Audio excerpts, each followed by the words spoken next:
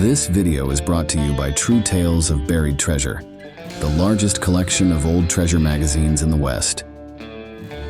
On our website, you can search for individual treasure stories by region, or buy our original magazines themselves. To pay us a visit, please click on the link in the description. Enjoy. For nearly 4 centuries, the Southwest has been shaped by diverse cultures. Over this time, various peoples have gradually learned to coexist and understand each other's customs and beliefs. The Indian, Spaniard, Mexican, Spanish American, and Anglo have all contributed their distinct ways of life to the vibrant Southwest. Despite their differences, they share a common fascination: gold. The allure of lost mines and buried treasures captivates them all, defying stereotypes about American Indians and their interest in such legends. The story of a lost mine stirs emotions of nostalgia, desire, and escapism, adding a mysterious element, like an iron door hinting at ancient secrets, only heightens the intrigue, driving many to search the mountains. The mine with the iron door, central to this tale, is uniquely tied to Arizona and the historic city of Tucson. Although often considered legendary, enough credible information exists to make one wonder if immense riches lie hidden in the mountains surrounding Tucson. Research shows that many lost mine and treasure stories, whether real or legendary, have a historical basis, particularly in the picturesque desert and mountainous regions of southern Arizona.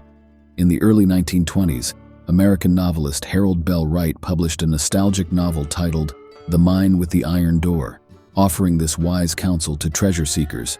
The treasures of life are not all hidden in a lost mine behind an iron door.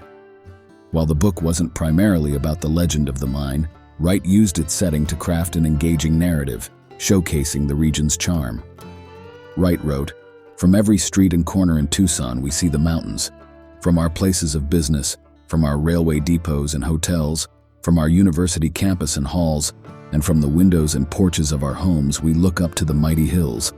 He was referring to one of the greatest lost mine stories of all time, particularly the Santa Catalinas, which dominate the Tucson skyline with their bold peaks and beautiful canyons. As Wright described, these mountains have a timeless allure. Wright may have learned of the old mine during his time in Tucson, inspiring his novel. Whether he viewed the legend as fanciful or factual, many have felt the thrill of encountering history firsthand. Researchers often come across tantalizing clues in old newspapers and archives, making their hearts race with the possibility of unearthing hidden riches. One such headline, "Around the Old Mine," appeared in the Arizona Star on May 16, 1895. The paper reported the discovery of old records at Mission San Xavier del Bac, detailing a rich gold mine in the nearby Santa Catalina Mountains. These records revealed that the Jesuits had once operated the mine using Indian labor. According to the story, many had searched for this mine over the years, and last week a Mr. Gibson, who had been hunting, accidentally discovered it.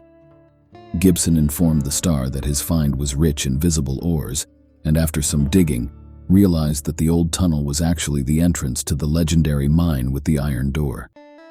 He described the ancient opening as 9 feet tall and about 11 feet wide, large enough for mule trains to enter and haul out ores. The brief 1895 report concluded with the statement that the finder intended to develop his discovery. 15 years earlier, on March 4, 1880, the residents of Tucson were excited by a long story in the Star about the same old mine, stating it was located in the mountains above the city and was believed to be about 300 years old. Legend holds that the mine was initially discovered by the Indians in the Santa Catalinas, with Father Escalante, the Jesuit assistant to Father Kino at San Xavier del Bac, being the first white man to oversee its operation. The Papago Indians were thought to have originally opened the mine and worked it for several years under the Padre's supervision. Stories suggest that gold ore was transported down the Canyon of Gold to the mountain's base, where it was processed in ancient arastras and smelted into crude gold bars, rich in trace minerals. These bars were then taken back into the mountains and hidden in a secret room sealed by a great iron door. As the shaft progressed inward, the vein grew richer. However, the Apaches eventually attacked, killing the Indian miners and their families, thus concealing the mine and the gold room behind the iron door. The 1895 report in the Star sparked the interest of many old-time prospectors and citizens of southern Arizona, but the 1880 report was so compelling that it may have ignited another rush for gold in the surrounding mountains. The editor questioned why people didn't venture into the mountains to dig up gold. This exciting report led a group of prospectors to search not only for the mine with the iron door, but also for the Casas Grandes of the Catalinas, the Nueva Vita Ciudad, or 9 Mile City. The Star mentioned that the group brought an ancient manuscript book with 400 handwritten pages detailing the old mine. This manuscript, valuable to antiquarians today, reported that 10 men once extracted 200 pounds of gold in a very short period, dating back to the Spanish era. In 1880, the party headed into the mountains, following instructions supposedly handed down from the Jesuits. They packed in from what was believed to be the site of the old smelter in Arrastra, aiming to find the ancient city 9 miles up in the mountains. The Star reported that their waybill took them to Cañón del Oro, still visible on modern maps. From there, they proceeded on foot through the nearly impassable Middle Canyon, heading east. They camped the first night at Spring Canyon, described as a box-like canyon. 5 miles from this spring, they reached a fork and followed the right-hand canyon to another canyon with 3 sides. In this 3-sided canyon, they found a cave with a small opening, which they enlarged, allowing one of the party members to crawl inside and investigate. A flock of bats roared out, causing the men to suspend work momentarily until they regained their composure.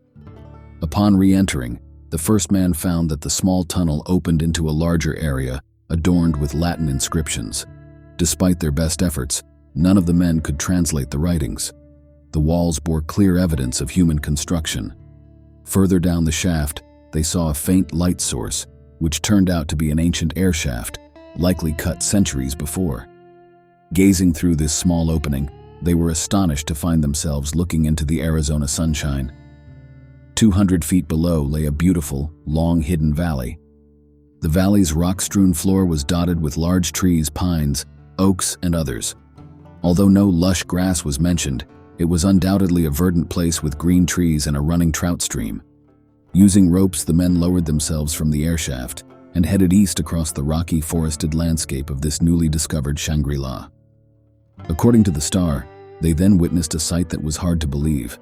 The ruins of Nueva Mia Ciudad stood in the near distance, like ghostly fingers reaching for the sky. Indeed, they had found their 9 Mile city, built centuries before by the ancient ones. It lay there in the Arizona sunlight, waiting for seekers of past mysteries and riches. Progress toward the city was slow, hindered by great boulders, fallen timber, and small arroyos. Upon reaching the valley's stream, they washed a pan of gravel, yielding $1 in gold dust, which excited the party. They stumbled through the brush and rocks until they reached the ruins, within a mile of their descent point. The city was about 2 miles wide and longer in length. Among the ruined houses, they found a large structure, possibly a church, built of quarried stone, likely marble or granite. Near this ruin, they discovered the mine with its ancient iron door. The hinges had rusted away, but the door still lay in the timbered opening. With great anticipation, they entered the shaft and found a 10-inch thick vein of gold-rich ore.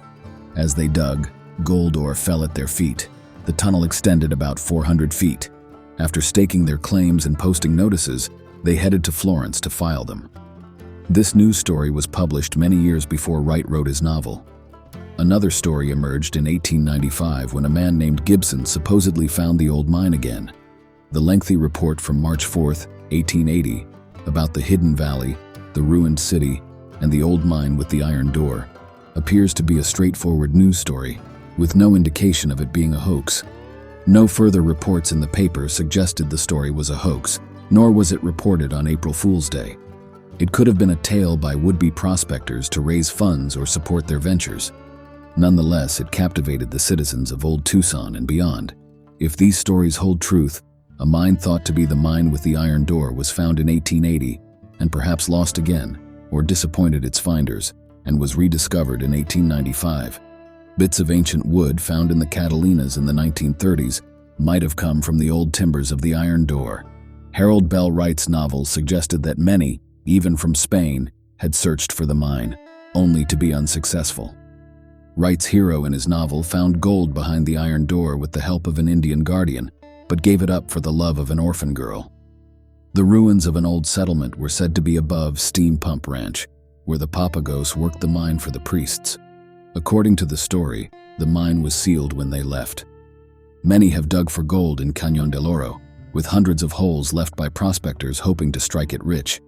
If the ruins of Nueva Mia Ciudad and the mine with the iron door truly exist, they might lie hidden in a deep, verdant valley, accessible only through a tunnel from a three-sided canyon.